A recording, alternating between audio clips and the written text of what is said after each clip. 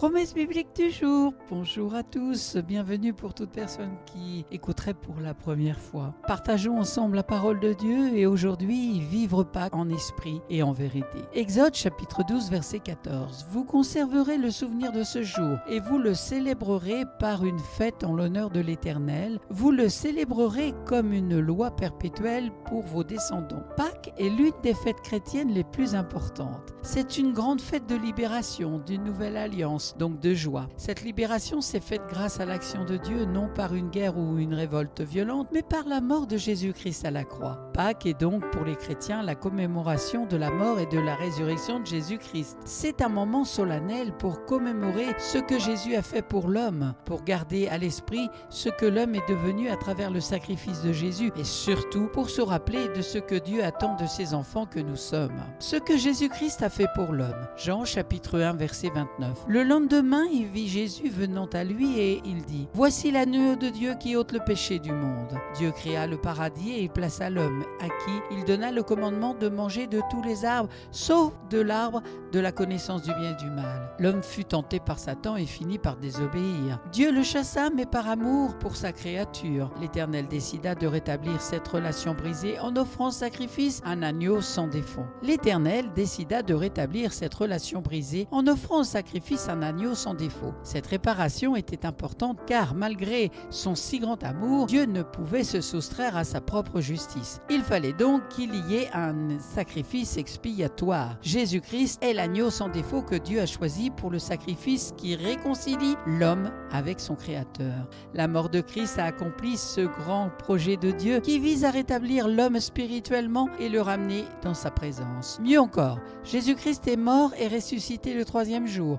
Le tombeau est retrouvé vide et lui-même apparaît bien vivant à ses disciples. Il va se montrer à eux avant de remonter au ciel 40 jours après sa mort. Pâques est donc pour les chrétiens la commémoration du passage de la mort à la résurrection de Jésus-Christ qui a pour but de nous réconcilier avec Dieu. Christ, le juste, a versé son sang pour des coupables et Dieu l'a ressuscité. Ce que l'homme est devenu à travers le sacrifice de Christ. 2 Corinthiens chapitre 5 verset 17. Si quelqu'un est en Christ, il est une nouvelle créature. Les choses anciennes sont passées et voici, toutes choses sont devenues nouvelles. Christ, par sa mort à la croix et sa résurrection que nous commémorons ce jour de Pâques, nous a réconciliés à Dieu. Le sang de Jésus-Christ efface nos péchés et Dieu nous trouve parfaits à travers ce sacrifice. Dieu nous a montré combien il nous aime et nous permet d'aimer comme lui aussi nous a aimés. Quiconque confesse de sa bouche Jésus-Christ et croit dans son cœur que Dieu l'a ressuscité des morts est sauvé. Il devient une nouvelle créature, comme le dit un auteur. Pâques est donc la fête de la liberté,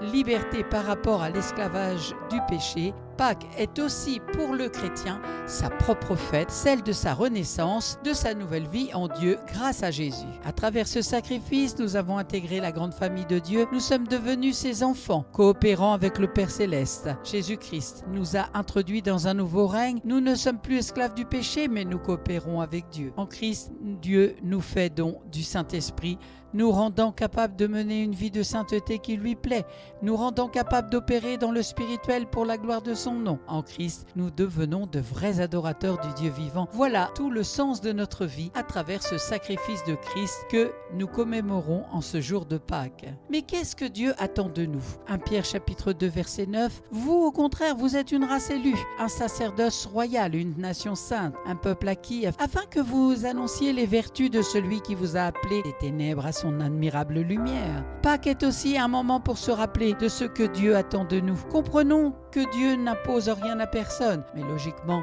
une source laisse couler son contenu, sinon elle ne sert à rien. De même, nous avons été rachetés et mis à part pour servir Dieu, pour le louer, l'adorer, le célébrer comme il se doit. Quel honneur! Mieux encore, Dieu nous fait grâce de le représenter, d'être ambassadeur de Christ. 2 Corinthiens chapitre 5 verset 20. Nous faisons donc les fonctions d'ambassadeurs pour Christ, comme si Dieu exhortait par nous. Nous vous en supplions Au nom de Jésus-Christ, soyez réconciliés avec Dieu. Pâques est un moment solennel pour se rappeler qu'au-delà de ce sacrifice, Dieu a fait de nous ses ambassadeurs et attend qu'on exerce pleinement cette mission. Nous sommes donc chargés de continuer la mission de Christ ici-bas sur terre, proclamant la bonne nouvelle, libérant les captifs, réconciliant les hommes avec leur Créateur. Il est bon de s'en rappeler en ce jour si spécial. Merci à vous d'avoir pris du temps pour écouter Promesse biblique du jour. Aujourd'hui, c'était Vivre Pâques en esprit esprit et en vérité. Que le Saint-Esprit vous accorde sa grâce et sa bénédiction et la révélation de l'amour du Père. Amen. Soyez réconciliés avec Jésus-Christ dans le nom précieux de Jésus. Bonne continuation, bonne méditation, bon courage, prenez soin de vous et je vous dis à très bientôt.